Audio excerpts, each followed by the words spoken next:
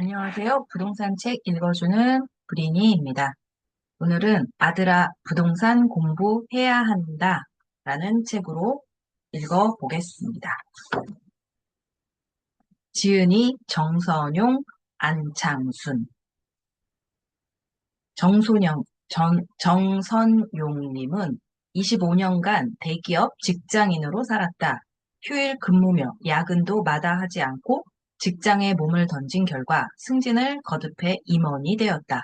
그러다 50대 초반, 추석을 하루 앞두고 갑작스럽게 퇴직을 맞았다. 손에 남은 건 짐을 담은 바나나 박스 3개뿐. 소득 절벽의 위기에서 가정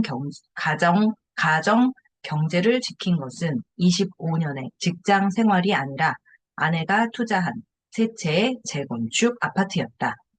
그때까지 직장에만 몰두하며 심지어 아내의 부동산 투자를 만류해온 자신을 반성하면서 퇴직 다음 날부터 네이버 카페 부동산 스터디에 글을 쓰기 시작했다.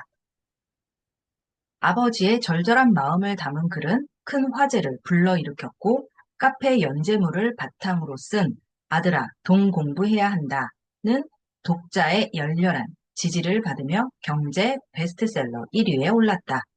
경희대학교 식품생명공학과를 졸업하고 경영학 석사를 거쳐 현재 건국대학교 축산경영유통경제학 박사 과정을 밟고 있다.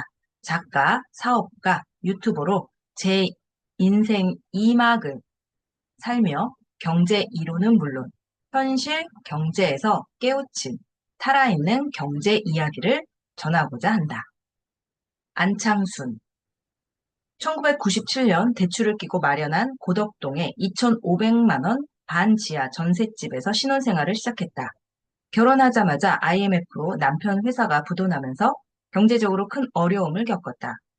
한겨울이면 보일러가 고장나 추위에 떠는 아이를 안고 발을 동동 굴렸고, 한여름에는 폭우로 집이 잠길까 계단참에서 밤새웠다. 습기와 곰팡이로 병치레하는 아이들을 안고 어떻게든 돈을 모아 반지하를 탈출하겠다고 가슴을 치며 다짐했다. 눈물겨운 저력과 저축으로 2억 3천만 원의 종잣돈을 모아 재건축 부동산 투자로 50억 원의 자산을 달성했다. 그럴듯한 말보다 몸으로 부딪힌 경험의 힘을 믿는다.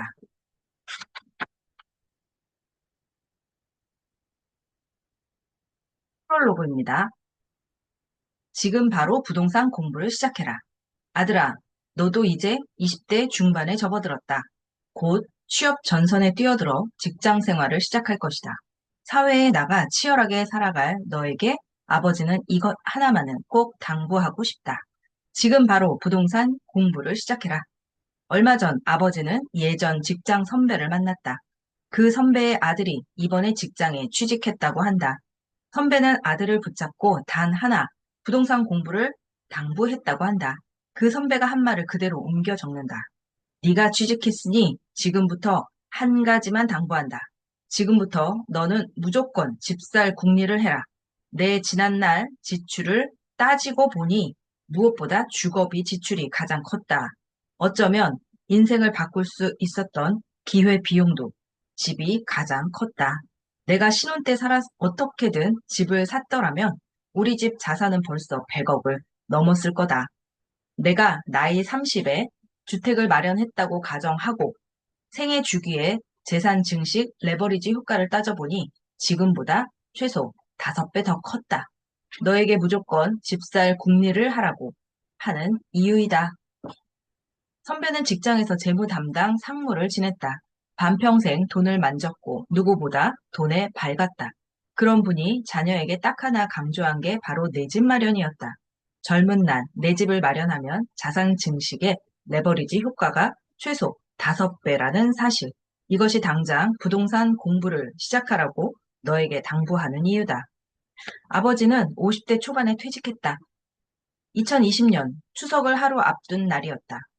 매일 새벽별을 보고 출근하고 다시 새벽별을 보고 퇴근하며 25년을 다닌 직장이었지만 그 직장을 걸어 나오는 건 한순간이었다.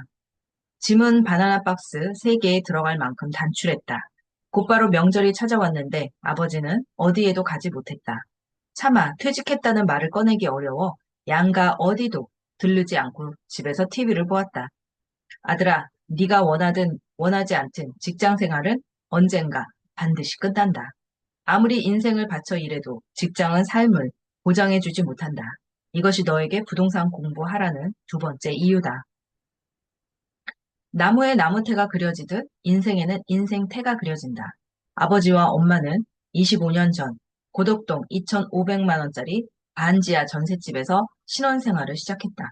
그곳에서 네가 태어났다. 아무리 부지런을 떨어도 습기와 곰팡이가 사라지지 않던 그 집에서 네가 아토피와 비염으로 고생할 때마다 우리는 부모로서 눈물을 삼켰다. 폭우가 하염없이 쏟아지던 여름날, 네 엄마는 두려움에 떨며 너를 안고 꼬박 밤을 지새웠다. 폭우는 밤새 창문을 부술 듯 두드렸고 거센 물줄기는 언제라도 집을 삼킬 듯 했다. 2년 후 지상으로 이사하고 우리는 참 기뻤다. 창가에 남의 구둣발이 아니라 햇살이 비친다는 게 얼마나 기쁨을 주는지. 비가 오면 물이 셀까? 집이 잠길까? 두려워하지 않아도 된다는 게 얼마나 안정감을 주는지. 집에 곰팡이가 피거나 습기가 차지 않는다는 게 얼마나 행복감을 주는지 이 엄마 아빠는 피부로 겪었다.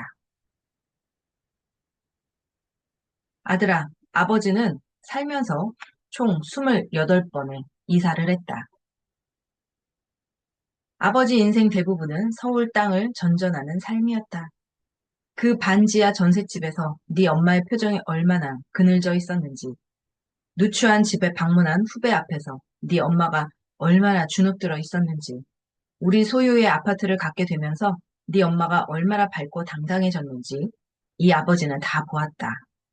그 경험으로 너에게 자신 있게 말할 수 있다.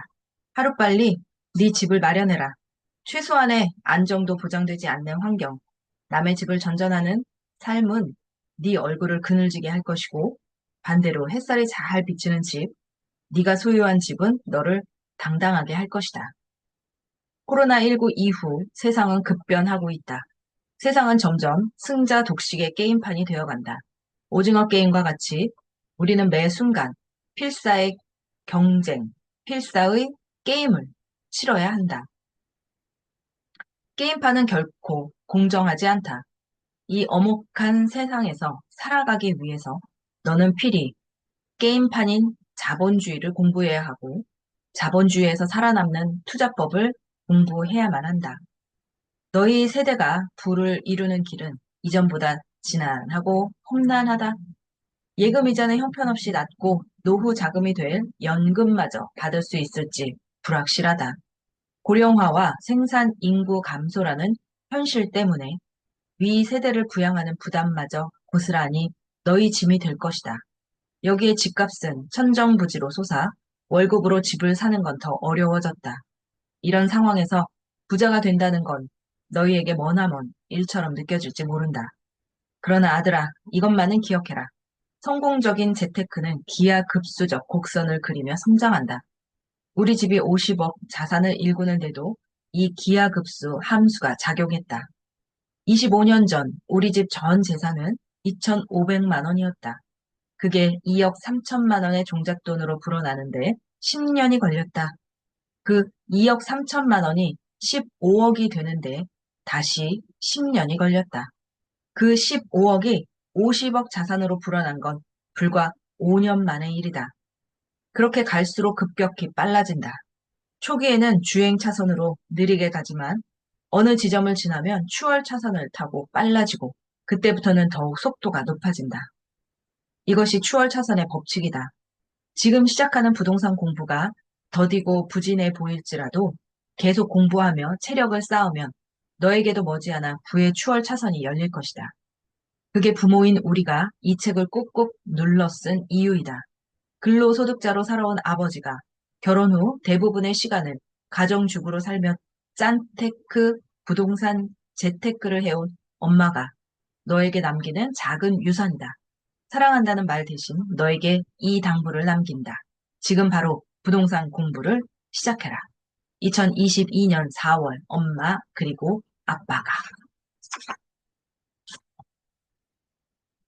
제1장 부동산에 눈을 떠라.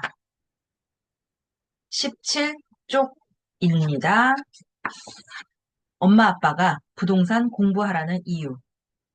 가난은 청년에게는 고난이지만 노인에게는 재난이다. 아들아, 가난은 정말이지 무서운 것이다. 엄마 아빠는 50년 넘게 살아오면서 가난을 경험했고 가난의 무서움을 실감했다. 그리고 아직 그 두려움을 모르는 너희가 혹여 가난의 굴레에 빠질까 염려하는 마음으로 이 글을 쓰고 있다. 공부는 문해력을 바탕으로 세상의 본질을 깨우치는 것이고 글쓰기는 세상과 부딪히는 법을 배우는 것이다. 돈이든 부동산이든 경제든 세상에 나타나는 지식은 말과 글 위에 세워진다. 특히 어떤 대상을 글로 풀어낸다는 건 그 사물의 본질을 이해했다는 뜻이다. 지금 너희 엄마는 옆에서 열심히 글을 쓰고 있다. 그동안 몸으로 부딪히며 했던 재테크를 글로 적어 내려가고 있다. 그동안 입으론 이런저런 이야기를 많이 했지만 막상 글로 쓰려고 하니 힘이 드는가 보다. 옆에서 자학 섞인 푸념을 늘어놓고 있다. 내가 미쳤지. 괜히 한다고 해서 이 고생하고. 아, 내가 미쳤다, 미쳤어. 몇 자 적어놓고 혼잣말로 뭐라고 중얼중얼 그러고 있다. 그래도 한 번 시작하면 꾸준하게 하는 사람이라 괴로워하면서도 끈기를 가지고 붙들고는 있다. 너희는 엄마가 왜 갑자기 글쓰기를 시작하는지 궁금할 거다.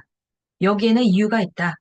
아버지는 전작인 아들아, 돈 공부해야 한다에서 우리 집 근로소득을 50억 자산소득으로, 자본소득으로 불린 재테크 주인공으로 너희 엄마를 언급했다.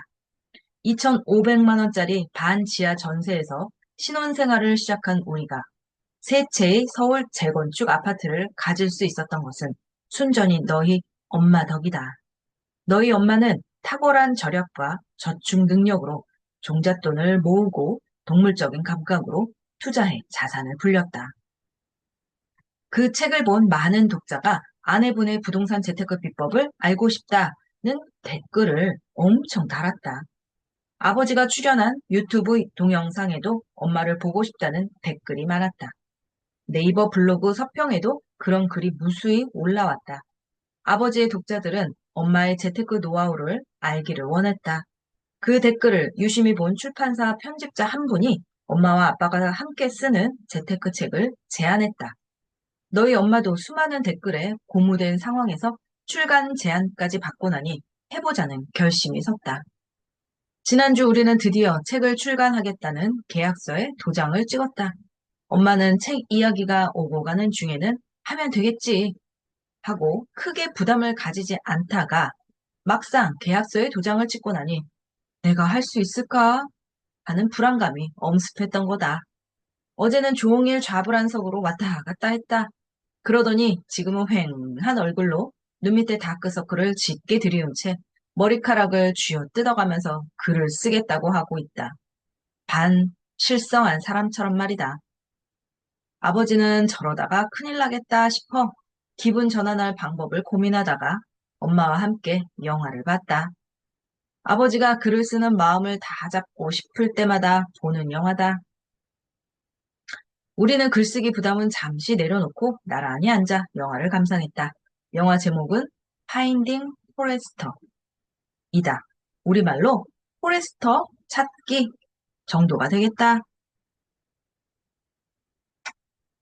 글은 마음으로 쓰는 거야. 수정은 나중에 머리로 하고. 어쩌면 아버지는 이 대사를 들려주기 위해 엄마에게 영화를 보게 한 것인지도 모르겠다. 글쓰기 방법에 대해 아버지가 들었던 최고의 조언이 이 영화에 있었다. 영화의 줄거리는 어찌 보면 다소 뻔하다.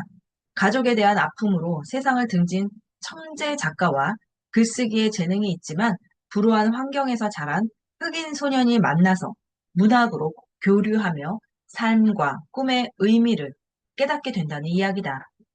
낙후된 도시 외곽에 살고 있는 고등학생 자말과 친구들은 창문을 통해서 그들을 지켜보는 포레스터에게 관심을 갖는다. 포레스터는 한때 총만 받던 천재 작가로 상처 때문에 은둔하고 있다. 그의 유일한 낙은 망원경을 통해서 농구장을 엿보는 것이다. 자말과 친구들은 그를 창문이라고 부른다. 어느 날 자말은 친구들에게 떠밀려 포레스터의 집에 몰래 숨어든다. 포레스터가 들어오는 바람에 놀란 자말은 허겁지겁 도망치다가 가방을 두고 나온다. 포레스터는 자말이 두고 간 가방을 창문 밖으로 던져준다.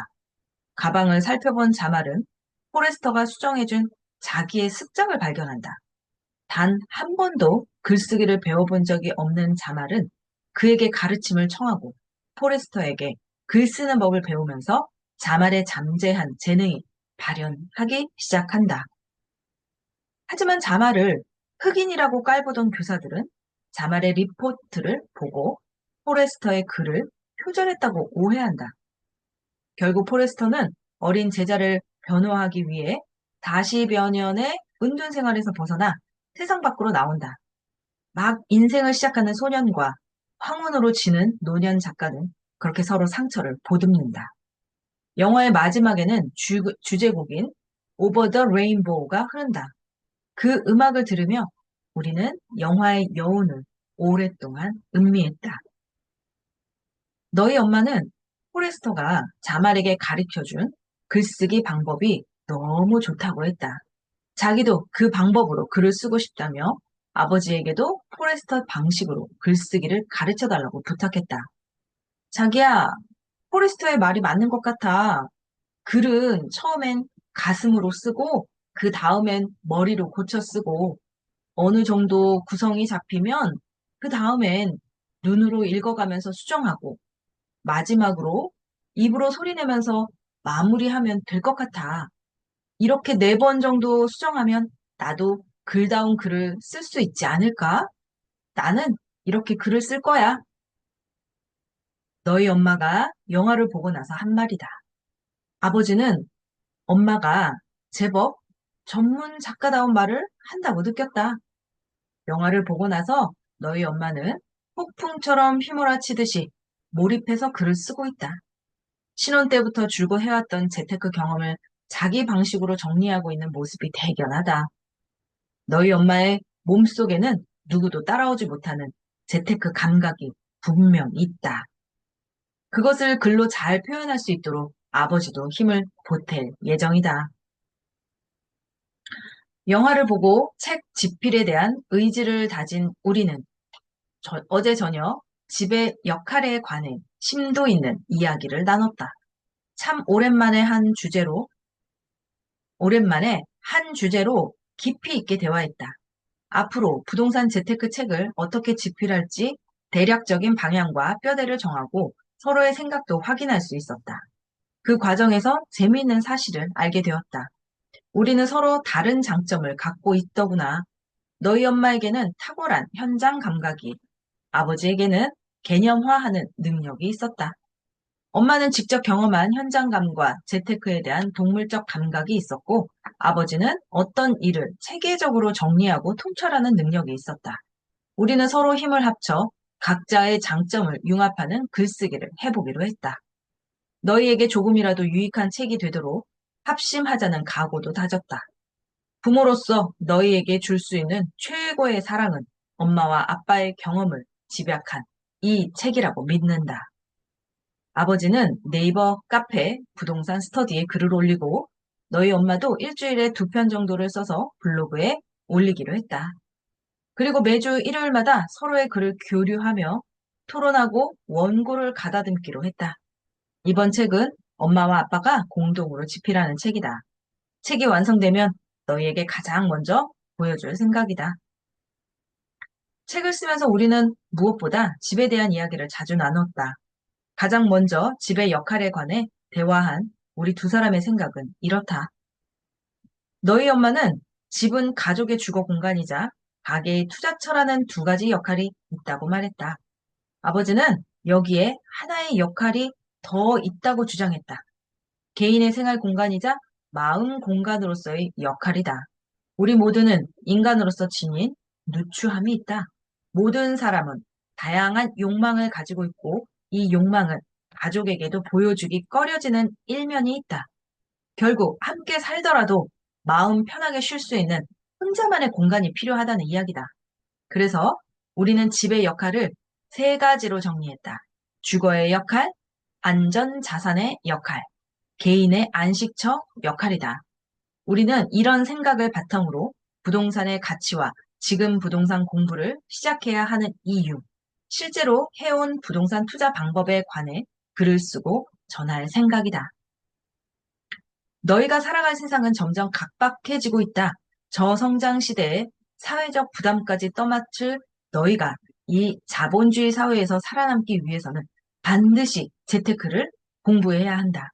그중에서도 부동산은 재테크의 핵심이다. 너희에게 부동산 공부하라고 강조하는 이유이다. 이제 너희는 사회에 나가 직장 생활을 시작할 나이가 되었다. 사회로 나가는 너희에게 부모로서 가장 강조하고 싶은 말이 있다면 지금 바로 부동산 공부를 시작하라는 것이다. 월급이 불어나는 속도는 절대 자산의 증식 속도를 따라잡지 못한다. 하루라도 빨리 너희에게 부동산에 관해 알리고 싶어 이 책을 남긴다. 이 책이 너희에게 부모의 사랑으로 기억되기를 간절히 바란다. 24조. 직장 생활에는 반드시 끝이 있다. 물론 나는 알고 있다. 오직 운이 좋았던 덕택에 나는 그 많은 친구들보다 오래 살아남았다. 아들아, 독일 시인 베르톨트 브레이트의 살아남은 자의 슬픔이라는 시의 구절이다. 나는 은둔 외톨이로 지내던 20살에 이 시를 처음 읽었다. 당시 서울역에서 남영동으로 이어지는 도로변에 헌책방이 여러 집 있었다. 길을 걷다가 그중 한 헌책방에서 브레이트의 시집을 발견했다. 살아남은 자의 슬픔이라는 제목이 너무도 강렬했다. 나는 그 당시에 살아남은 자의 죄의식 속에서 살고 있었다. 갑작스러운 사고로 세상을 떠난 큰형의 빈자리는 나에게 지워지지 않는 얼룩이었다. 서울대 치의예과에 다니던 큰형은 내가 중학생 때 한라산을 등반하다가 세상을 떠났다. 가난한 집 5남 1녀 중 장남으로 가족의 기대를 한 몸에 받던 형이었다. 사실 형은 가난한 가정 형편 때문에 원치도 않는 치의예과에 들어갔다. 학과에 적응하지 못한 형은 자주 산을 찾았고 1981년 누구도 예상하지 못한 조난사고로 세상을 떠났다. 나는 그 충격으로 일반적인 진로도 포기하고 10대 후반부터 20대 초반까지 방황하며 청춘을 보냈다. 가난이 형을 죽게 만들었다는 생각이 떠나지 않았다. 형에게는 짐이었을 우리 가족의 가난이 형을 죽게 만든 것 같았다. 지금 돌이켜보면 그 당시의 대책 없는 죄의식은 20살의 귀개한 감상이었다. 하지만 형의 죽음 배후에 가난이 있었다는 생각만은 지금도 변함이 없다. 아들아, 어제 퇴직하고 오랜만에 보지 못했던 회사 후배를 만났다. 나를 보자마자 그 후배가 건넨 첫 마디는 이랬다. 형님, 나는 이번에 살아남았어. 그 후배는 이번 연말 인사에서 집으로 가지 않고 살아남았다. 내년에 어찌 될지 모르지만 올해는 운이 좋아서 집으로 가지 않았다고 후배는 말을 이었고 말끝에 개면쩍어하며 웃음을 지었다. 그 후배가 어떨 때 그렇게 웃음을 짓는지 아버지는 잘 알고 있다. 그 후배는 뒷맛이 씁쓸한 일을 겪으면 그렇게 웃었다. 그 후배는 살아남은 자의 죄의식을 겪고 있었다. 내년 연말이 되면 후배는 살아남아 이런 웃음을 짓거나 아니면 쫓겨나서 허탈한 표정으로 헛웃음을 짓거나 둘 중 하나일 것이다. 아들아, 직장 생활은 끝이 있는 게임이다. 오래 살아남았다고 영원히 살아남는 것은 아니다. 결국 직장 생활의 마지막엔 퇴직이었다. 그 후배는 내가 부럽다고 했다. 나는 전작에서 직업은 자의 직업과 가의 직업 둘뿐이라고 말한 적이 있다. 자의 직업은 근로자, 기술자 등 노동력으로 돈을 버는 직업이고 가의 직업은 자본가와 사업가 등 생산수단과 자본으로 돈을 버는 직업이라고 말했다.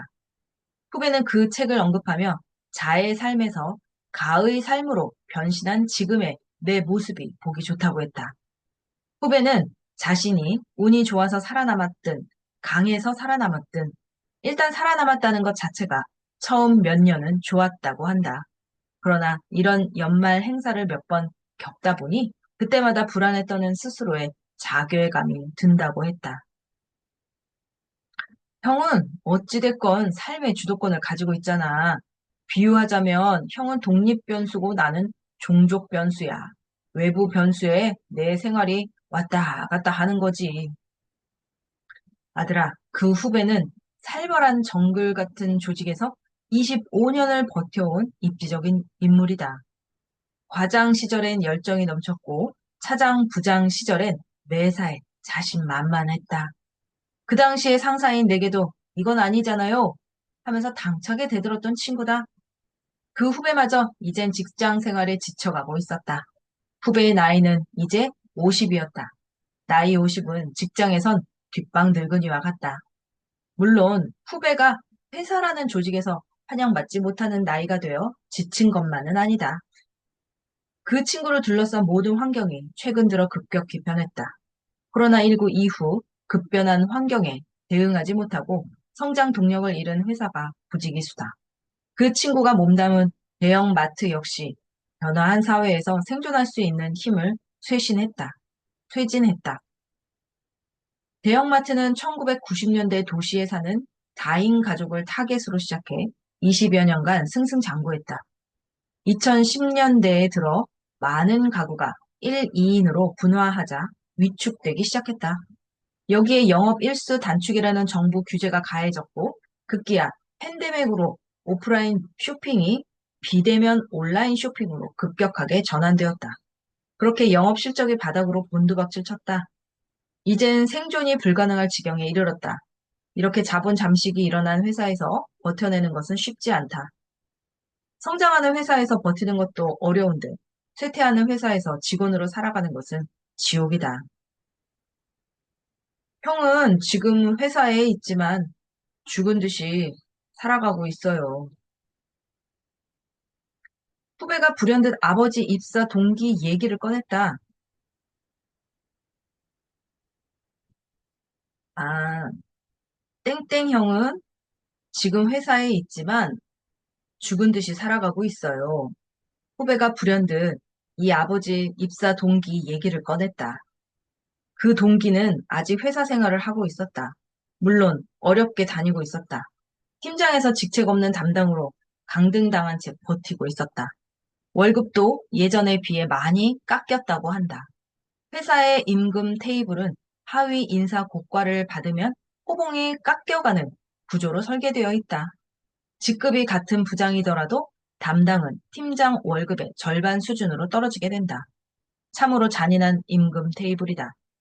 다른 사람 절반 수준의 임금과 대우를 받으면서 버티는 인고의 시간이다. 저는 땡땡 형이 있는 점포에는 안 가요.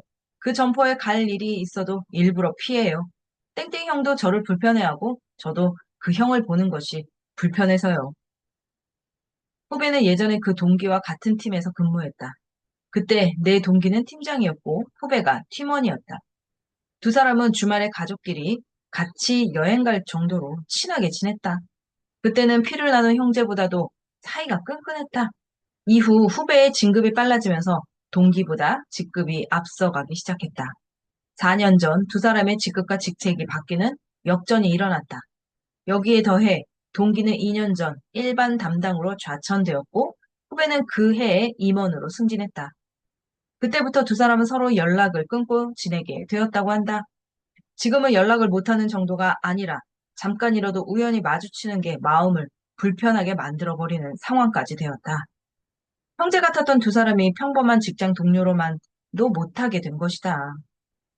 내 동기와 후배는 서로 피해가느라 얼굴을 보지 못한 지 2년 가까이 되었다고 한다. 후배와는 그 후로도 1시간 정도 이런저런 이야기를 나누다가 헤어졌다. 아들아, 그 후배와 헤어지고 집으로 오는 내내 아버지의 머릿속은 복잡했다. 그때 떠오른 시가 바로 살아남은 자의 슬픔이다. 집에 도착해서 책장 구석진 곳에 꽂혀있는 그 시집을 꺼내서 다시 읽어보았다. 나는 물론 알고 있다. 오직 운이 좋았던 덕택에 나는 그 많은 친구들보다 오래 살아남았다. 그러나 지난밤 꿈속에서 친구들이 나에 대해서 이야기하는 소리가 들렸다. 강한 자는 살아남는다. 그러자 나는 자신이 미워졌다. 강한 자들이 살아남는 회사, 강한 자들이 살아남는 사회인 것은 분명하다. 그렇다고 지금까지 사회에 강한 자들만 살아남았냐고 묻는다면 아버지는 꼭 그렇다고 대답하지 못한다. 세상에 꼭 강한 자들만 살아남는 곳은 아닌 듯하다. 다만 희생당하는 쪽은 분명하다. 정글 같은 세상에서 희생당하는 쪽은 늘 약하고 절박한 사람들이다. 묵묵히 책임을 다해왔지만 미래를 준비하지 못한 사람들, 그래서 더 약해지고 절박해질 수밖에 없는 사람들이다. 아버지는 이런 퍽퍽한 세상에서 부디 너희만은 희생당하는 약자가 되지 않길 바라고 있다.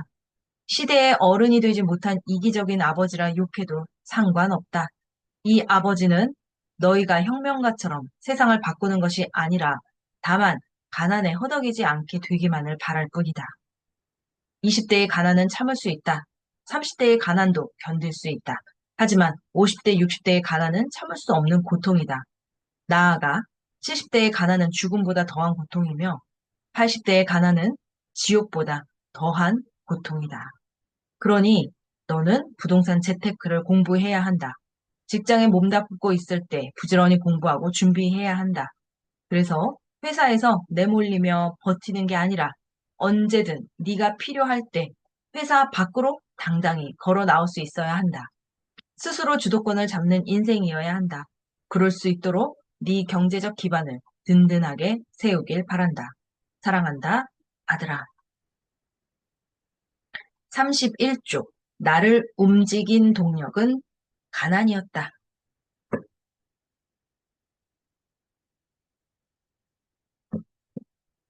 남편이 아들아, 돈 공부해야 한다로 10만 부 베스트셀러 작가가 되었다. 남편은 재테크로 돈을 불린 실제 인물은 아내라는 이야기를 널리 퍼뜨렸다. 이후부터 나는 비결을 이야기해달라는 요청을 많이 받았다. 그간 나서지 않는 이유는 그걸 어떻게 이야기하고 전달해야 할지 잘 몰랐기 때문이다. 사실 나는 오랜 시간 주부로 살았기에 2,500만 원에서 50억 자산을 일군 일에 특별한 비결이랄 게 없다. 돈을 모으고 집을 산 게 전부라면 전부다. 다만 그렇게 악착같이 아끼고 모으고 집을 산 동기는 분명하다. 그건 가난 때문이었다.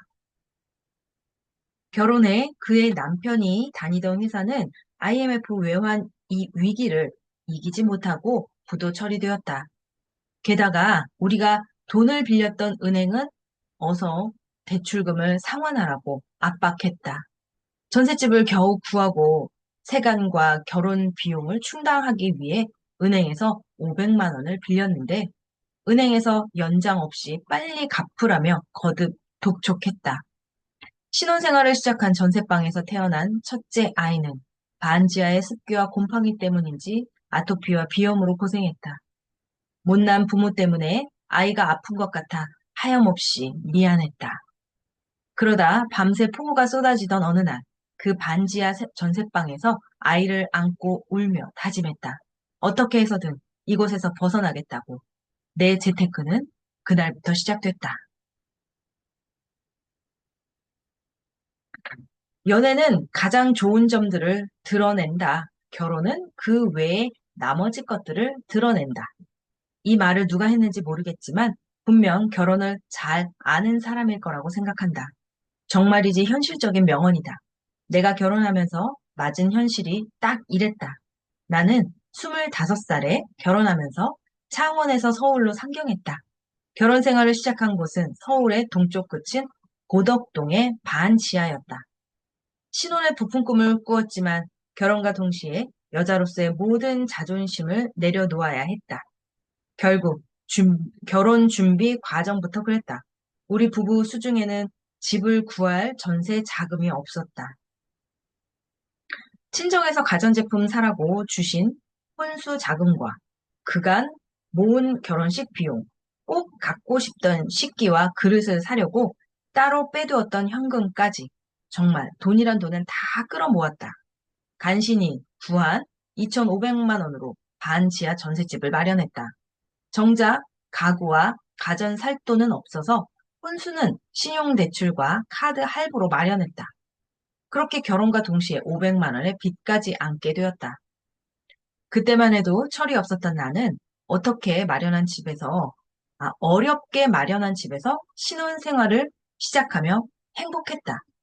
우리 집에 공간이 생겼다는 기쁨이 컸다. 젓가락 2짝, 숟가락 2개, 가재도구 몇 개만 있었지만 마음은 설렜다. 그러나 현실은 초라했다. 신혼 살림을 시작하고 얼마 지나지 않아 볕이 잘 들지 않는 어둑한 방, 벽면에 핀 곰팡이와 장판지 틈으로 기어가는 바퀴벌레가 점점 눈에 들어왔다. 환기가 잘 안 되어 집은 종일 눅눅했고 아무리 청소를 해도 퀴퀴한 냄새가 가시지 않았다.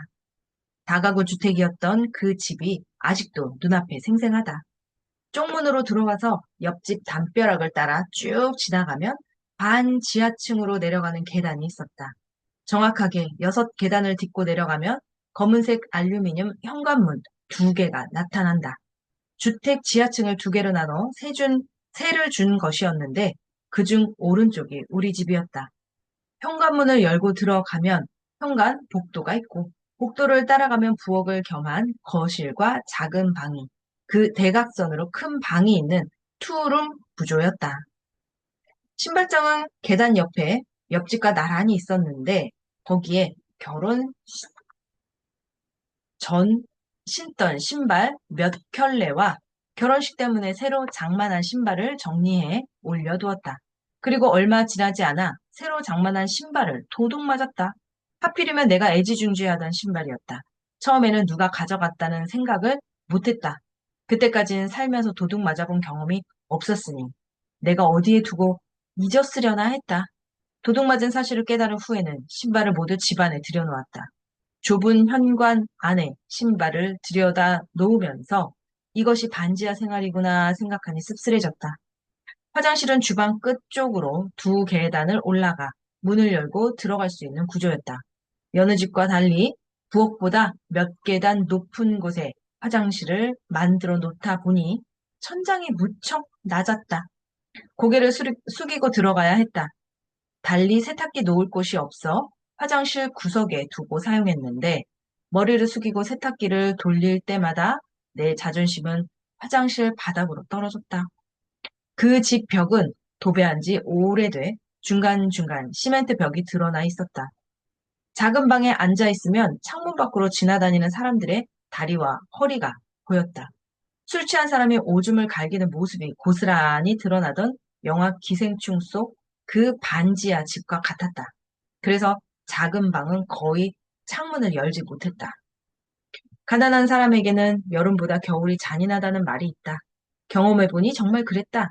여름에는 비록 눅눅하고 곰팡내가 났지만 그래도 시원해서 견딜만 했다. 그러나 겨울에는 우풍이 심해 항상 보일러를 최대로 틀어놔야 했다.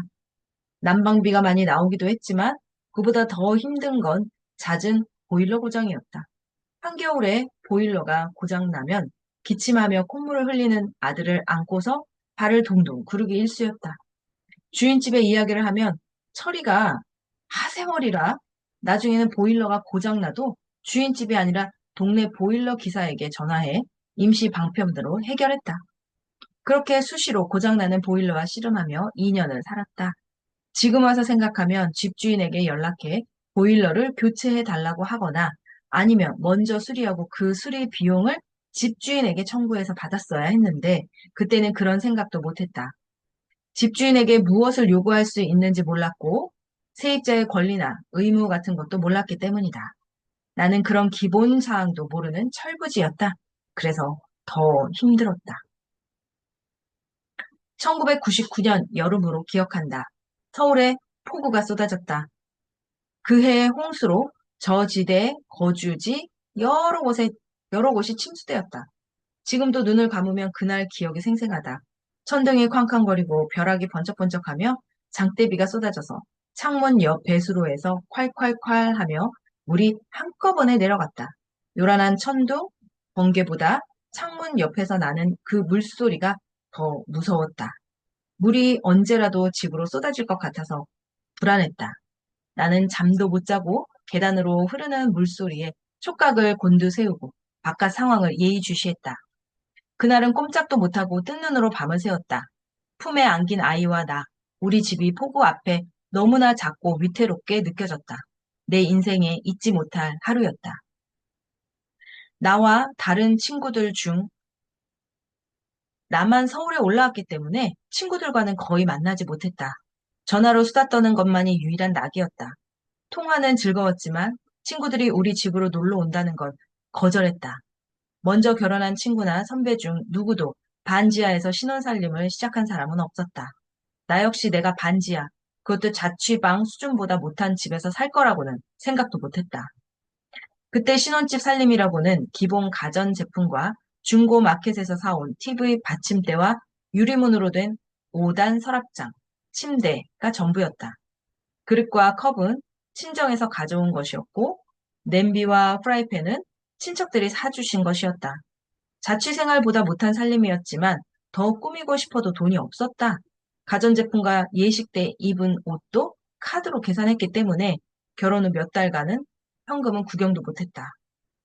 결혼하고 2개월 정도 지나서 후배가 서울에 볼 일이 있어 올라왔다며 우리 집에 찾아온다고 했다.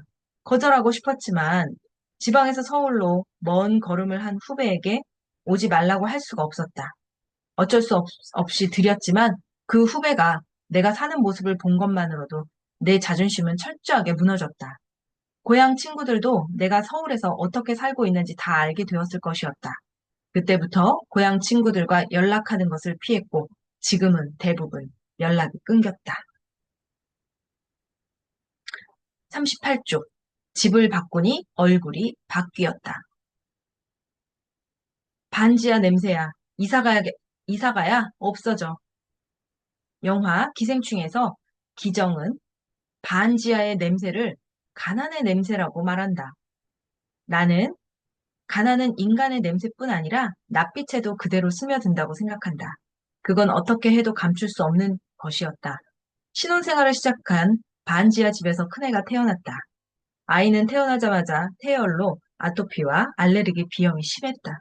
그런 큰애 때문에 마음이 아팠고 아이를 치료하기 위해 여기저기 병원에 찾아다녔다. 갖은 고생을 해도 쉽게 낫지 않았고 큰애는 중학교를 들어가기 전까지 알레르기 비염 약과 아토피 약을 달고 살았다. TV에 아토피나 비염에 대한 건강 정보가 나오면 자연히 관심이 그쪽으로 쏠렸다. TV에서 소개하는 다양한 대처법이나 처방 등등 이런저런 방법을 다 써봤지만 큰 차도는 없었다. TV 속 전문가들은 아토피와 비염의 원인을 다양하게 진단했지만 사실 내가 생각한 가장 근본적인 원인은 우리가 살던 반지하의 생활 환경이었다. 반지하의 습기와 곰팡이가 호흡기와 피부를 망가뜨린 주요 원인이었을 거라고 생각한다. 그래서 무조건 지상으로 이사를 가야 한다는 생각이 절실해졌다. 2년 후인 1999년 드디어 반지하 전세 기간이 끝났다. 우리는 원래 살던 전셋집 인근의 2,500만 원짜리 다가구 1층 전셋집으로 이사했다. 간절히 바라던 지상이었지만 반지하 집보다 어, 반지하 집보다 산 가까이 있었기 때문에 교통은 더 불편했고 공간도 더 좁았다. 반지하에 사는 2년 동안 악착같이 500만 원을 저축했는데 그 돈은 결혼하면서 혼수 사느라 신용대출로 받은 500만 원을 갚는데 고스란히 사용됐다. 결혼하자마자 남편 회사가 부도났기 때문에 은행에서는 그동안 남편에게 상환 독촉 전화를 여러 번 했다고 한다. 대출 받을 때만 해도 친절했던 은행 직원들은 남편 회사가 부도나자마자 바로 태도를 바꿔 대출 연장 없이 빨리 상환하라고 재촉했다. 그래서 500만 원이 모이자마자 은행 대출금부터 먼저 갚을 수밖에 없었다. 은행은 햇볕 쨍쨍할 때는 우산을 빌려주지만 비가 내리면 바로 우산을 빼앗아 간다는 걸 그때 똑똑히 알았다. 옮긴 다가구 1층 집도 큰 방과 창문이 없는 작은 방, 부엌 옆에 작은 화장실이 있는 투룸 구조였다. 큰 방은 남향으로 창문도 크고 환기도 잘 되었지만 작은 방은 창문이 없고 냉장고에서 나오는 열기까지 고스란히 더해져 여름에는 정말이지 무덥고 답답했다. 이 집도 이전에 살던 곳처럼 군데군데 도배지가 찢어져 시멘트가 드러나 보였다. 어수선한 집을 보면 마음까지 궁색해진다는 걸 반지하 집에서 뼈저리게 깨달았기 때문에 살림살이를 정리한 후에 시아버지와 함께 벽지가 찢어진 곳에 도배지를 발랐다. 천장과 창문을 제외한 곳을 도배하는데 한나절 정도 걸렸다. 허름하고 좁지만 그래도 지상으로 이사하고 나니 몇 가지가 변했음을 실감했다. 반지하에 살 때 아이가 자주 놀러 다니던 놀이터가 있었다. 놀이터에 오는 또래 아이들은 인근 단독주택이나 빌라에 살고 있었다. 반지하에 사는 친구는 한 명도 없었다. 아이는 아직 어릴 때라 멋모르고 신나게 놀았지만 엄마인 나로서는 나중에 아이가 친구들에게 놀림받거나 주눅이라도 들까봐 늘 염려스러웠다. 지상으로 이사하고 나니 그런 우려가 한시름 놓였다. 사람들이 겪은 일이나 스트레스는 얼굴에 나타난다는데 이사하고 나서 그 말을 크게 실감했다. 지상으로 이사 온 다음부터 동네의 또래 아이 엄마들로부터 예뻐졌다는 소리를 자주 들었다. 사실 외모는 달라진 게 없었다. 내 마음이 편해졌을 뿐이다.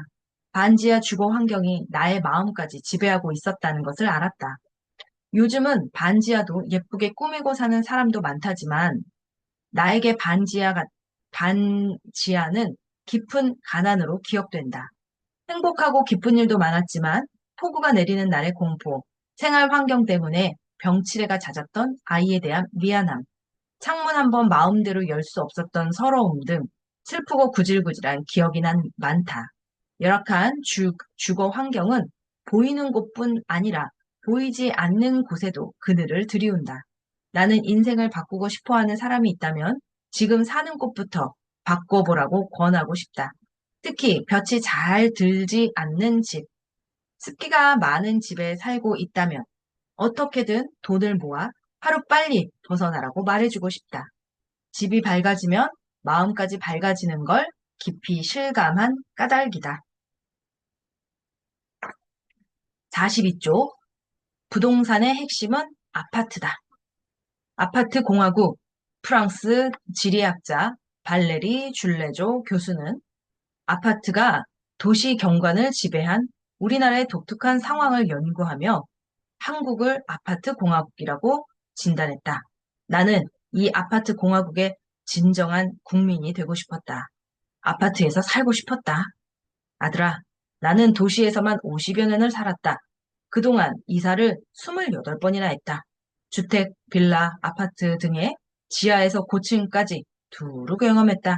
그 경험을 토대로 아버지는 아파트야말로 주거 문화의 꽃이라고 자신 있게 말할 수 있다. 아버지가 처음 아파트로 이사한 날을 기억한다. 1984년 가을. 내가 고등학교 1학년 때였다. 당시 공무원이셨던 할아버지가 임대주택에 당첨되어 우리 가족은 아파트 생활을 시작했다. 고덕동에 새로 생긴 공무원 임대 아파트였다. 그 시절에는 포장 이사가 없었다. 이삿짐은 식구들이 직접 포장하고 날라야 했다. 이삿짐 센터 인부들은 책장, 장롱, 냉장고 등 무거운 짐만 옮겨주었다. 이사를 간 아파트는 엘리베이터가 없는 계단식 5층 건물이었고 우리 집은 4층이었다. 아버지는 이삿짐을 들고 4층까지 20번 정도 오르락내리락 했다. 오전 11시 무렵 도착한 짐은 오후 1시가 넘어 대략 정리가 되었다. 그 시절 이사하는 날 점심 식사 메뉴는 약속이나 한 듯이 짜장면이었다. 이사한 집에는 주방 설비가 완비되지 않은 데다 주방용품도 어느 짐에 들어있는지 알 수 없다. 그래서 대부분은 중국집에 전화를 걸었다. 짜장면이 도착하면 이삿짐을 한 곳으로 밀치고 거실 중앙에 신문지 대 6장을 깔고서 그 위에서 식사를 했다. 아버지의 첫 아파트 생활은 그날의 짜장면 맛처럼 구수하고 달달한 행복으로 기억 속에 각인되었다. 주거 공간은 우리의 삶을 바꾼다. 그 사실을 아버지는 아파트 생활을 시작하며 깨달았다. 처음 시작하는 아파트 생활은 그 전까지 경험한 단독주택 생활과는 확연히 비교되었다. 첫 번째로 인상적이었던 것은 화장실이었다.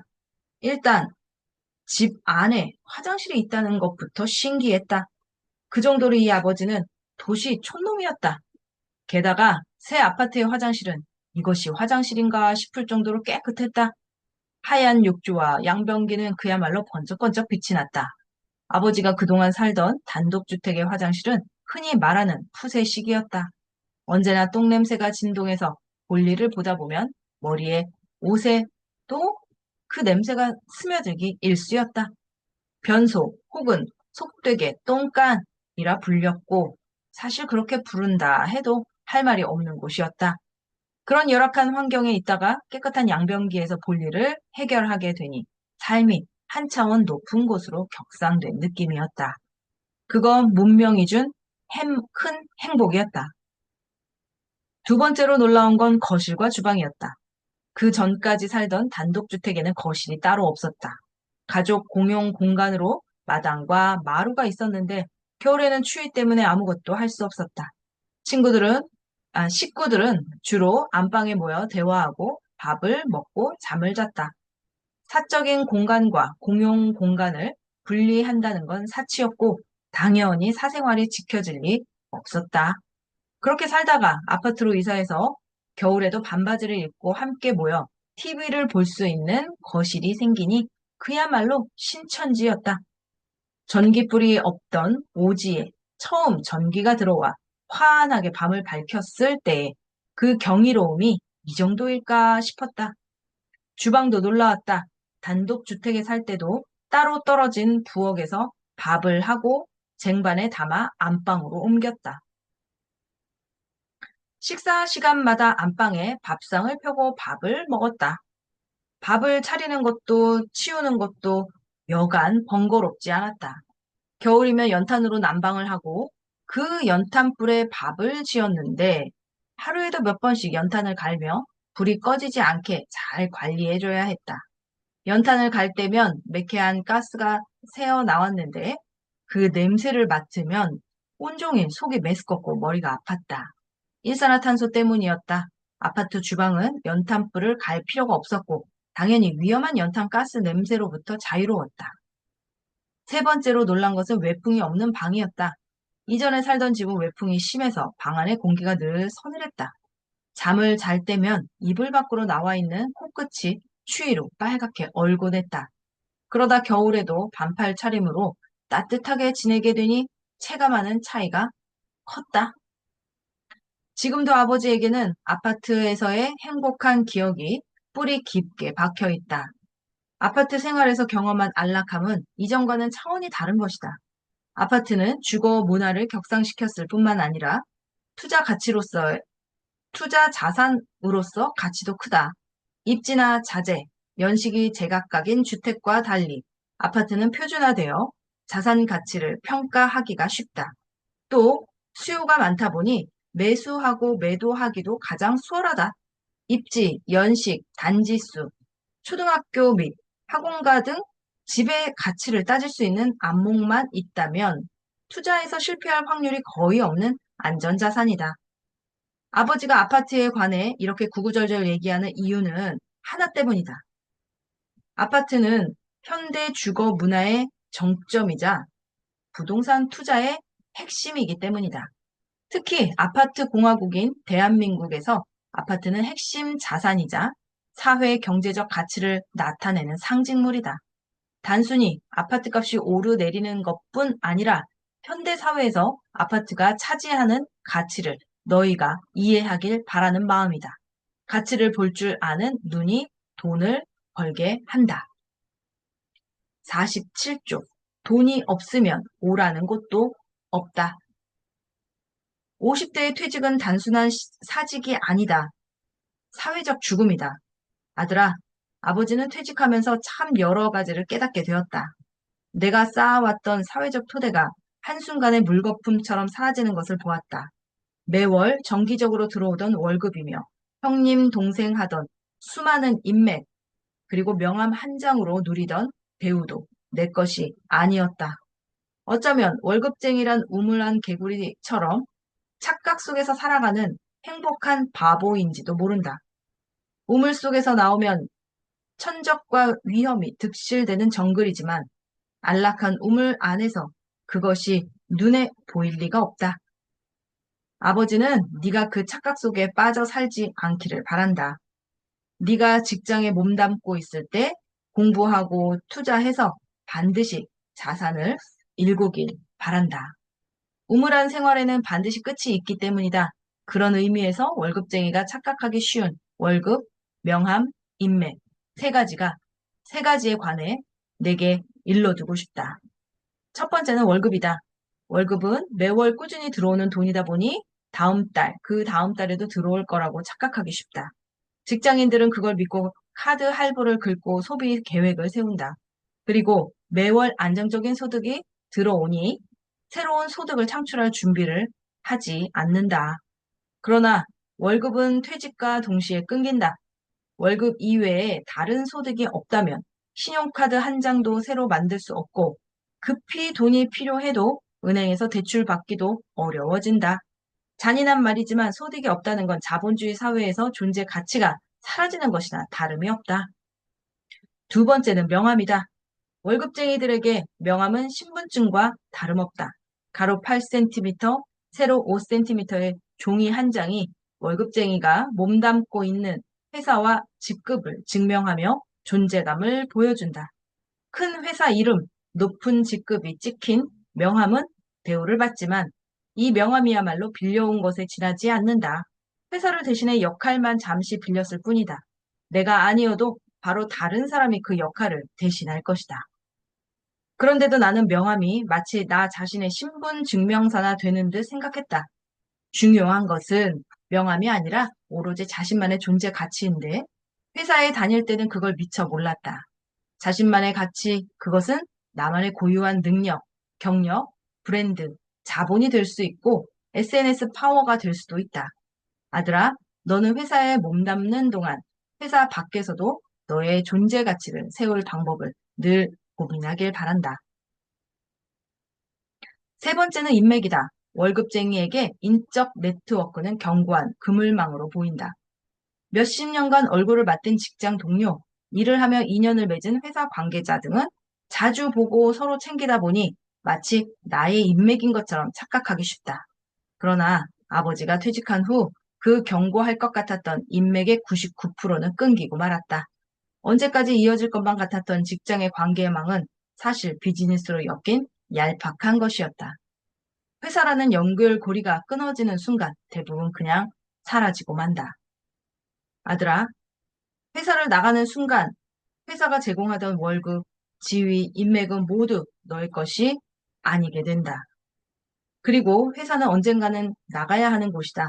그러니 직장에 있을 때 역설적으로 퇴직 후를 준비해야 하는 것이다.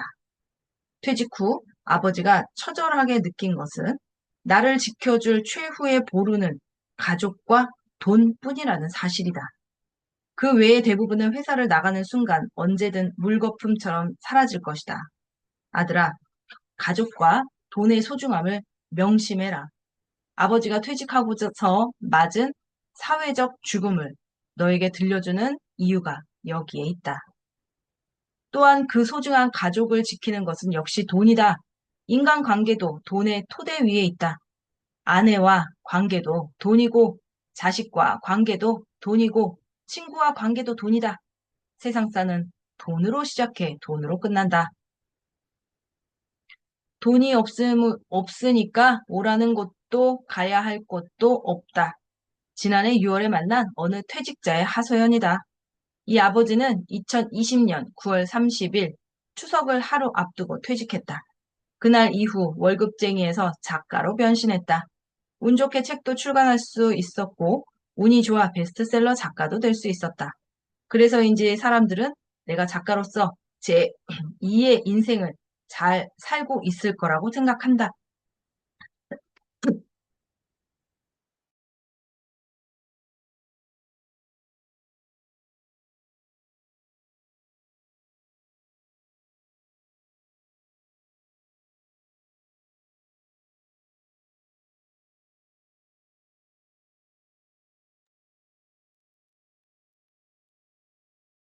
어떻게 퇴직을 준비해야 하는지,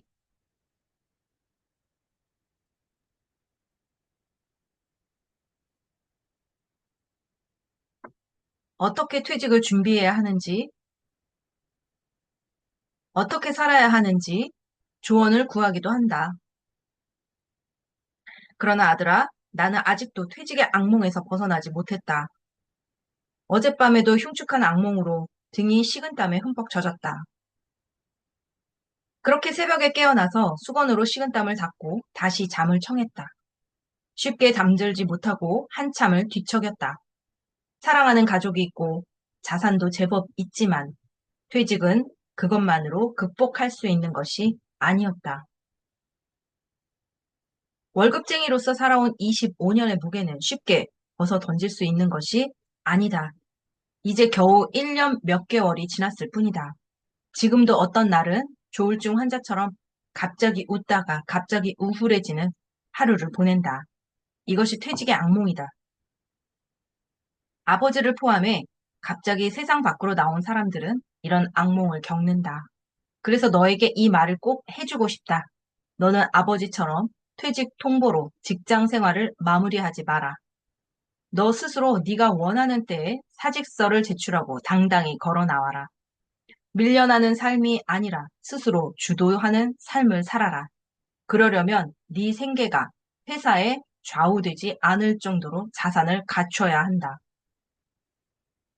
그러니 부동산을 공부하라는 것이다. 돈은 네 삶을 선택할 자유를 준다. 네가 경제적 자유를 쟁취해 당당하게 너의 삶을 살아가는 모습을 이 아버지는 보고 싶다. 사랑한다, 아들아. 52조. 부자들의 포트폴리오에는 반드시 부동산이 있다. 아들아, 어제는 직장 다니던 시절부터 친하게 지내온 협력업체 사장님과 점심 식사를 했다. 협력업체 사장님은 자기가 돈을 벌어온 방법에 대해서 솔직하게 이야기를 해주셨다. 정 작가, 사람들은 내가 사업으로 돈을 벌었다고 생각하는데 그건 착각이야. 재미있는 건 내가 사업으로 부를 쌓았다고 믿는 사람들은 정작 돈을 벌어본 적이 없는 사람들일 거라는 거야. 내가 사업으로 버는 이익은 매출의 2%도 안 돼. 1,000억 원의 매출이 나오면 겨우 20억 원이 남을까 말까 하는 정도야. 그 20억 원도 대부분 기기와 설비에 투자하지. 그래야 사업이 계속 성장하니 말이야. 지금 내 자산이 1,000억 원이 넘어가는데 그 돈을 번 진짜 비법은 바로 부동산이야. 그분은 아버지가 현직에 있을 때도 비슷한 이야기를 했다. 엘마트와 거래해서 남는 게 별로 없어. 나는 돈은 따로 벌어. 그때는 믿지고 납품한다라는 사장님의 이야기를 그저 하는 말이려니 넘겨들었다. 그때의 아버지로서는 쉽게 이해할 수가 없는 말이었다. 그러나 이제는 명확하게 이해한다.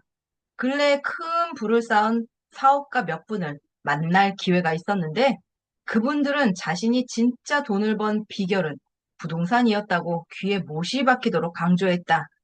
내가 여전히 직장인이었다면 흘려 들었겠지만 나 역시 아내가 산 재건축 아파트 세 채의 가치가 내 25년 직장 생활과 비교되지 않을 만큼 크다는 걸 뼈저리게 느낀 후였다. 어제도 협력업체 사장님은 거듭 강조했다. 대부분의 사업가는 사업을 통해 돈을 벌지 못해요. 중요한 건 자본의 흐름이지. 그 사장님은 이제 이런 사실을 깨닫지 못하고 사업하는 사람은 망한다고 했다. 사업 그 자체로 돈을 벌겠다고 무작정 뛰어든 초보 사업가가 3년을 못 버텨내는 것도 이 때문이라고 했다. 사업으로 자산을 불리겠다는 생각은 어리석으며 사업의 중요한 것은 그 자체로 성장하도록 구조를 갖추는 것뿐이라는 게 그분의 생각이다. 그분은 사업가가 진짜 돈을 버는 토대는 사업 자체가 아니라 사업을 들, 사업을 둘러싼 자본의 흐름이라고 했다. 예를 들면 공장을 짓기 위해 매입한 땅의 가격이 오르거나 지점 영업소로 매입한 건물의 시세가 급등하는 것이다. 그 사장님은 토지와 건물 가치 상승으로 자산 규모가 커지는 것을 경험하고는 적극적으로 대출을 받아 토지와 건물을 늘려갔다고 한다. 그렇게 해서 1,000억 원대의 자산을 마련했다는 것이다. 식사 말미에 그 사장님은 이런 이야기를 덧붙였다. 사업이란 일정 궤도에 오르면 알아서 돈을 벌어주는 거야. 내가 애써 일하지 않아도 우리 직원이 열심히 일해서 돈을 벌어주고 있지. 땅 역시 마찬가지네. 내가 일하지 않아도 지금도 알아서 가치가 상승하고 있지. 그래서 지금 나는 굳이 애써 일하지 않고 애써 돈을 벌려고 욕심내지 않는다네. 아들아, 세계적인 프랜차이즈 S커피나 M 햄버거 기업이 돈을 번 핵심 요인이 부동산이라는 것을 너는 익히 알고 있을 것이다.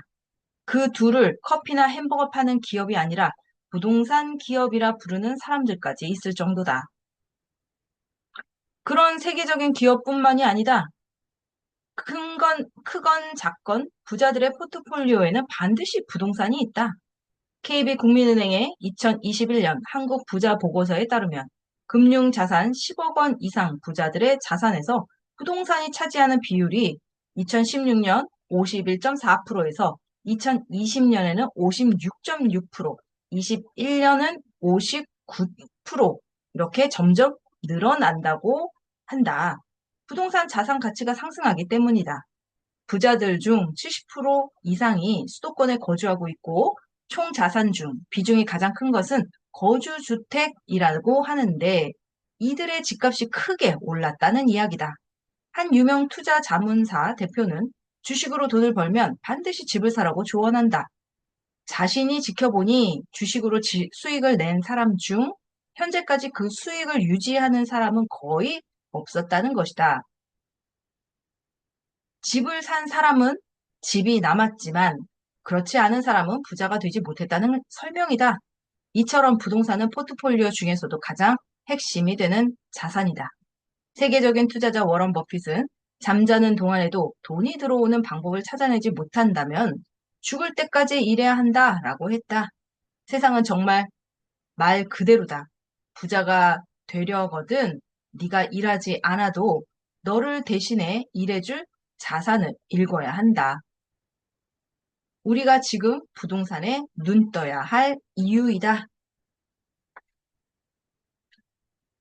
56쪽 부동산이란 무엇인가? 아들아, 네가 잠자고 있는 동안에도 돈이 알아서 돈을 벌도록 하는 것, 그것이 재테크의 제1원칙이고 제2원칙이고 제3원칙이다. 흔히 말하는 불로소득이다. 불로소득을 얻는 방법을 찾지 못하면 죽을 때까지 근로소득에 의존하며 일을 하는 수밖에 없다. 노년까지 땀과 눈물로 얼룩진 근로소득에 의존하지 않으려면 지금부터 부지런히 재테크를 공부하고 실천해야 한다. 아버지가 가장 추천하는 것은 이 무엇보다 부동산 재테크다. 그리고 재테크를 시작하기 이전에 먼저 부동산이 무엇인지를 알아야 한다. 아들아, 부동산은 무엇일까? 부동산의 사적인 의미는 토지와 그 정착물이다. 토지는 땅, 그 정착물은 집과 건물을 의미한다. 다시 말해 땅과 집이다. 부동산과 대비되는 동산이라는 말도 들어보았을 것이다. 말뜻 그대로 움직이는 자산을 말한다. 돈, 증권, 집안의 물건 등 땅에 고정되지 않는 것이다. 기계나 전기 등도 동산이고 자동차, 건설기계, 항공기, 선박도 동산이다. 재미있는 건 같은 사과라도 과수원 나무에 매달려 있으면 부동산이고 수확해 시장에서 판매하면 동산이 된다는 것이다. 과수원 나무에 달린 사과는 부동산이고 마트에 진열된 사과는 동산이다. 여기서 핵심은 땅에 고착되어 있느냐 아니냐다. 그 밖에도 부동산과 동산은 여러모로 다르다. 먼저 부동산과 동산은 사회 경제적 가치가 다르다. 보통 부동산의 가치가 동산보다 훨씬 크다. 옷과 식품은 1,000원 단위로도 살 수 있지만 부동산은 최소 1,000만 원대나 억 원대로 거래된다. 그렇기 때문에 국가가 부동산에 대한 권리를 세세하게 법률로 정의하고 관리한다. 또 부동산과 동산은 권리 이전하는 방법이 다르다. 동산을 권리 이전하는 과정은 인도라고 한다. 사물이나 권리 따위를 넘겨주는 것. 동산과 달리 부동산에는 등기 절차가 있다. 국가기관인 등기관이 법적 절차에 따라서 등기부에 부동산의 표시 또는 권리를 기재하는 것을 말한다. 지난해 아버지도 셀프 등기를 했다. 사실 그때만 해도 왜 등기를 해야 하는지도 몰랐고 해야 한다니 꾸역꾸역 했을 따름이다. 그래서인지 엄청 헤매고 다녔다. 오전 10시부터 구청과 은행, 법원을 정신없이 왔다 갔다 하다가 오후 4시가 되어서야 겨우 등기를 마칠 수 있었다.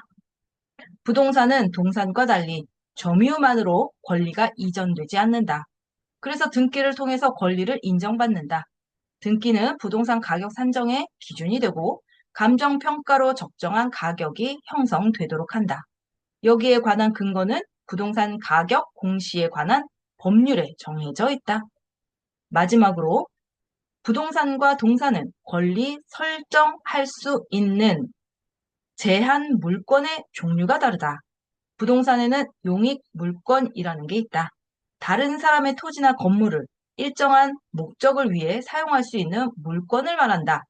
다른 사람의 땅에 농사를 짓거나 건물을 지을 수 있는 지상권, 내 땅의 편익을 위해서 다른 사람의 땅을 이용할 수 있는 지역권, 그리고 가장 잘 알려진 전세권이 여기에 속한다. 누군가 너에게 빚을 졌다면 그걸 돌려받기 위해 행사할 수 있는 권리도 다르다. 부동산에는 저당권이라는 권리가 있고 동산에는 유치권이나 질권을 설정할 수 있다. 부동산 투자를 하다 보면 저당권, 전세권 등기 등 용어를 자주 듣게 될 것이다. 그러니 관련 법률과 용어의 기본 개념은 꼭 숙지하길 바란다. 앞서 말한 특징을 간추리자면 부동산은 동산에 비해 고액이고 권리 이전이 어려우며 개별성이 강하다. 다른 말로 하면 고액이라 자본이 필요하고 유동성이 떨어지기 때문에 시간이 필요하다는 의미가 된다. 수익과 안전성은 좋지만 현금 유동성은 떨어진다는 의미이기도 하다. 오늘 돈이 필요하다고 당장 현금화할 수 없는 재산이니 부동산 투자를 한다면 작은 계획이나 현금 유동성을 꼭 염두에 두어야 한다. 무리하게 대출받아서 월급의 대부분을 대출금 상환에 쓰다가 갑자기 회사가 문을 닫아 소득이 끊긴다면 애써 장만한 집이 자칫 경매로 넘어갈 수도 있는 것이다.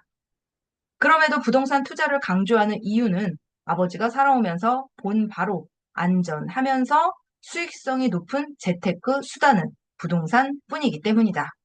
꼭 투자 가치를 따지지 않더라도 이 춥고 힘든 세상에 내 집 한 채는 너무도 절실하다. 서울 땅에서 오랫동안 도시 난민으로 살아온 아버지의 경험이다. 아이들은 커가는데 내 집 없이 떠도는 서름, 마음대로 못 하나 박을 수 없는 생활, 언제 얼만큼 전셋값이 오를지 몰라 전전긍긍하는 생활은 오래 겪을 것이 아니다. 그러니 부동산 공부는 필수라고 생각하고 아무리 바쁘고 힘들더라도 게을리 하지 말아라. 사랑한다, 아들아. 61조. 주식보다 부동산을 먼저 공부해야 하는 이유. 아들아, 너는 월급으로 당장 시작할 수 있는 주식 투자를 먼저 공부해야 하지 않느냐고 반문할 수도 있다. 물론 주식도 좋은 투자처다. 그러나 그보다 부동산 공부가 먼저라고 강조하는 이유가 있다. 먼저 실물의 유무다. 부동산은 땅과 집이라는 실물 자산이지만 주식은 신뢰를 바탕으로 만들어진 신용증권이다. 국가가 화폐의 가치를 보증하는 것처럼 기업은 주식의 가치를 보증한다. 기업이 투자자를 속인 게 드러나 가치가 추락하거나 기업이 문을 닫는 등의 상황이 일어나면 신뢰는 언제든 깨질 수 있다. 심지어 국가가 보증하는 화폐조차 그 신뢰가 하루아침에 깨지는 일이 발생한다. 짐바브웨는 초인플레이션으로 화폐 가치가 추락을 거듭하자 결국 자국 통화를 폐기했고, 불과 100여 년 전 독일도 초인플레이션으로 자국 통화가 그야말로 휴지 조각이 되는 일을 경험했다. 눈에 보이지 않는 신뢰는 이처럼 쉽게 깨질 수 있지만 실물인 땅과 집은 물리적인 공간에 그대로 존재한다. 실물이 있는 부동산이 주식보다 더 명확한 자산이라는 이야기다. 그러니 부동산 투자가 주식 투자보다 더 쉽고 분명할 수밖에 없다. 둘째는 투자 기간이다. 요즘 주식은 증권 앱을 통해 클릭 한 번으로 매수와 매도를 할 수 있다. 객장이 열리는 시간에는 언제든지 주식 거래를 할 수 있다. 반면에 부동산은 매수와 매도가 복잡하다. 단순히 돈만 주고 받고 끝나는 게 아니라 계약서를 작성하고 약속한 기간에 중도금도 잔금을 지불하고 매매 후에는 등기를 통해 부동산에 대한 권리를 공시하고 취득세, 양도소득세, 재산세 등 세금도 챙겨야 한다. 단순히 거래 금액만 큰 게 아니라 수시로 매수, 매도하기 힘든 자산이다. 그러니 대체로 부동산 투자자는 장기 투자를, 주식 투자자는 단기 투자를 하는 경우가 많다.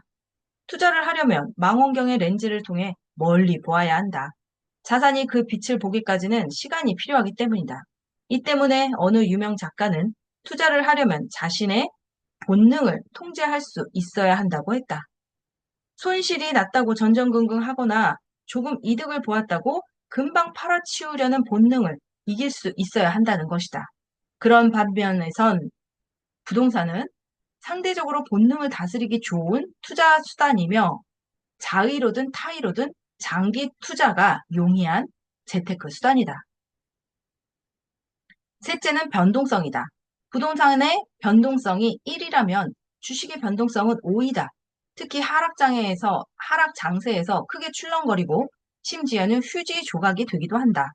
주식의 높은 변동성을 보여주는 용어로 블랙 먼데이라는 말이 있다. 1987년 10월 19일, 이날은 개장 초반부터 흐름이 이상하게 돌아갔다. 아침부터 갑자기 대량의 매도 주문이 쏟아졌다. 그날 뉴욕 증시는 하루 만에 22.6%까지 폭락했다. 그날이 월요일이었기 때문에 사람들은 블랙 먼데이라고 불렀다. 주식의 폭락은 그 이전인 1929년 10월 28일 대공황기에도 일어났다. 그때도 블랙 먼데이라는 용어가 사용되었고 1987년 이후 주가 폭락을 상징하는 보통 명사로 자리 잡았다.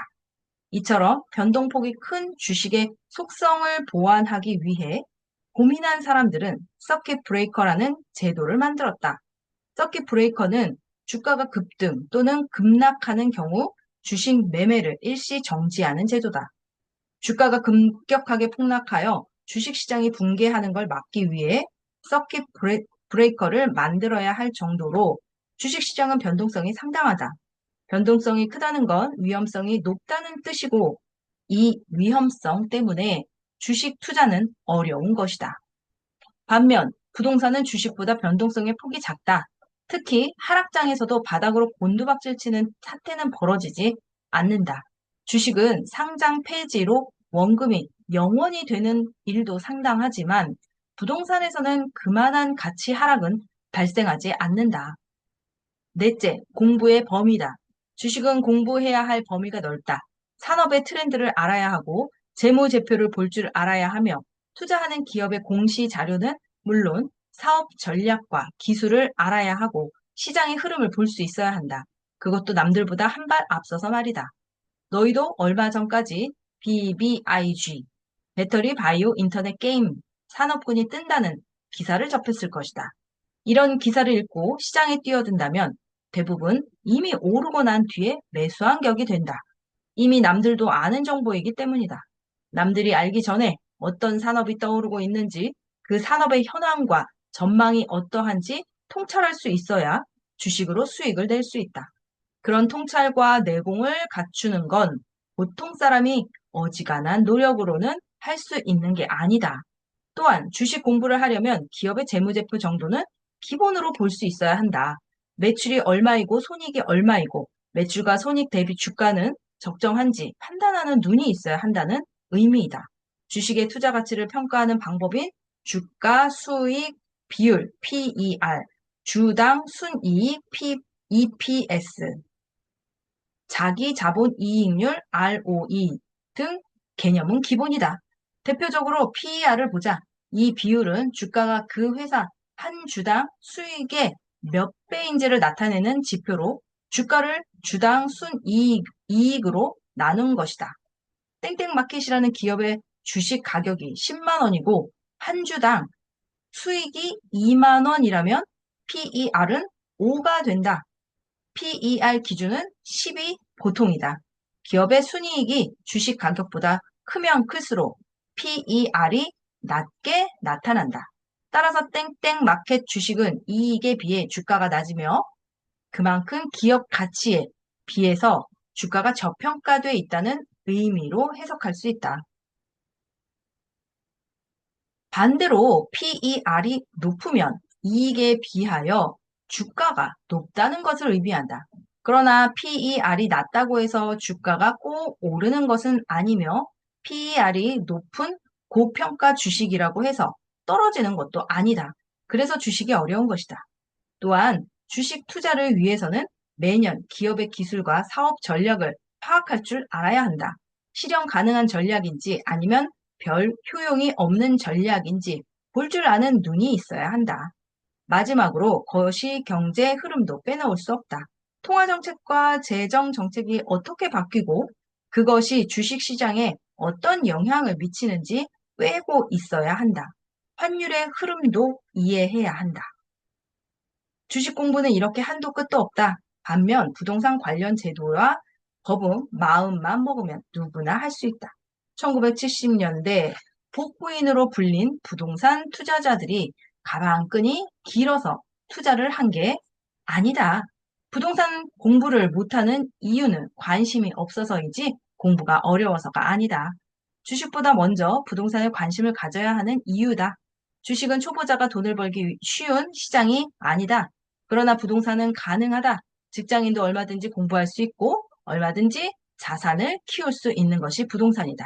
일찍 깨우칠수록 부에 가까워질 수 있기 때문에 아버지가 애타는 마음으로 부동산 공부를 강조하는 것이다.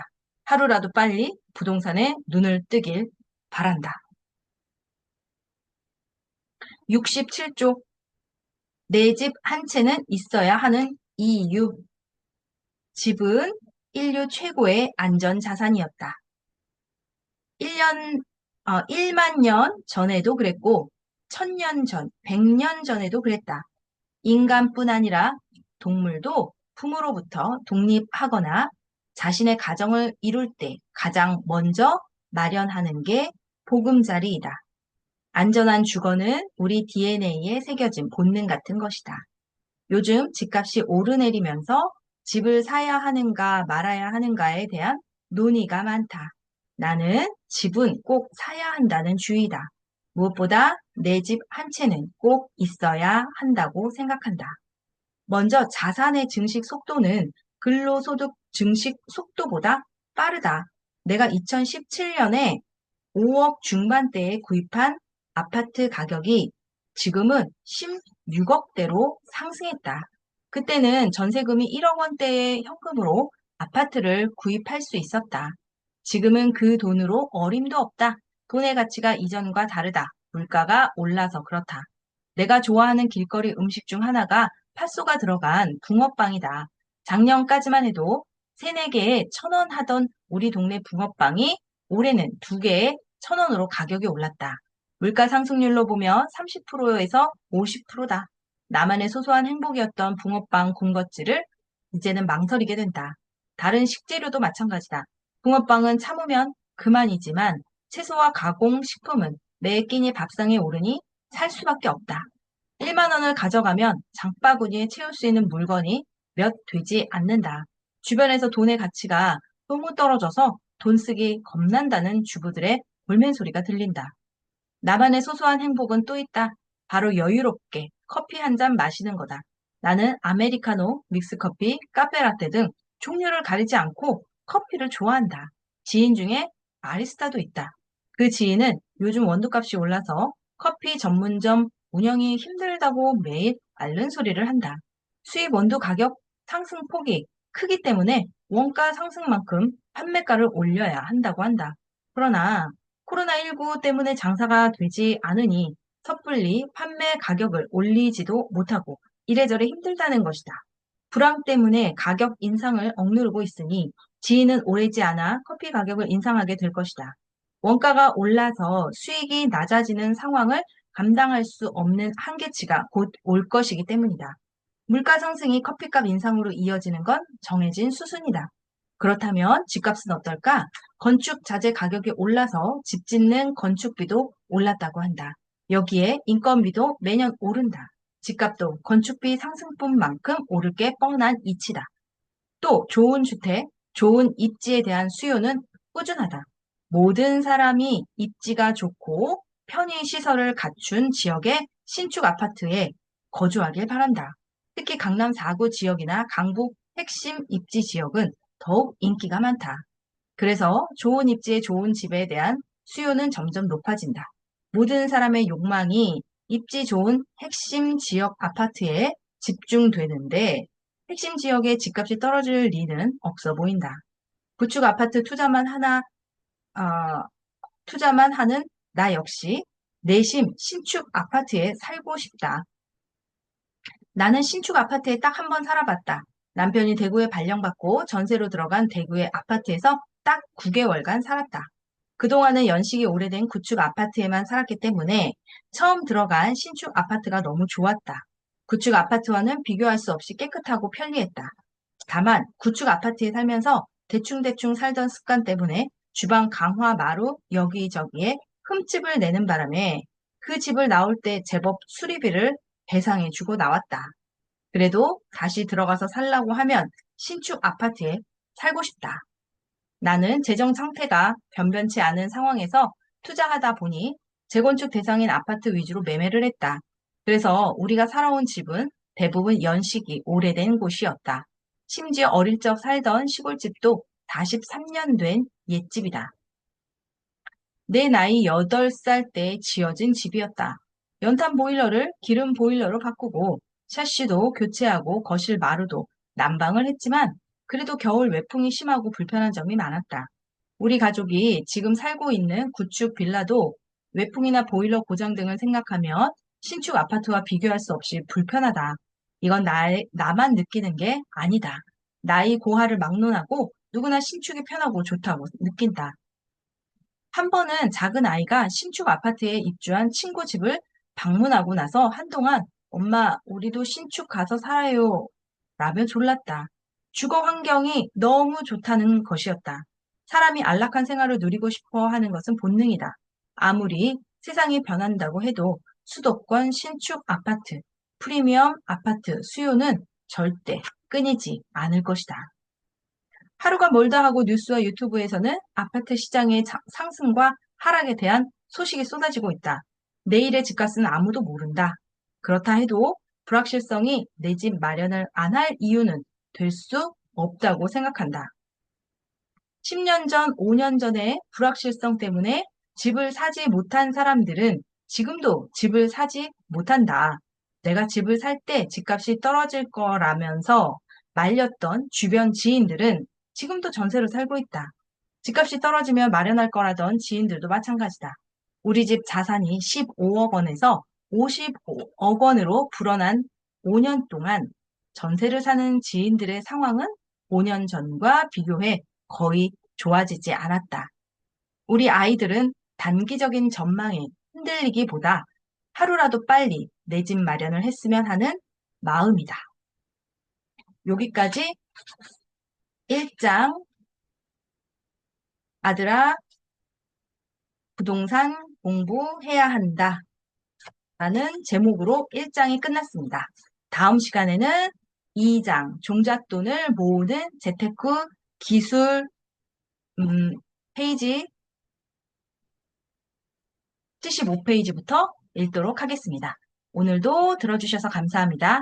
좋은 하루 되세요. 부동산 책 읽어주는 불인이었습니다. 감사합니다.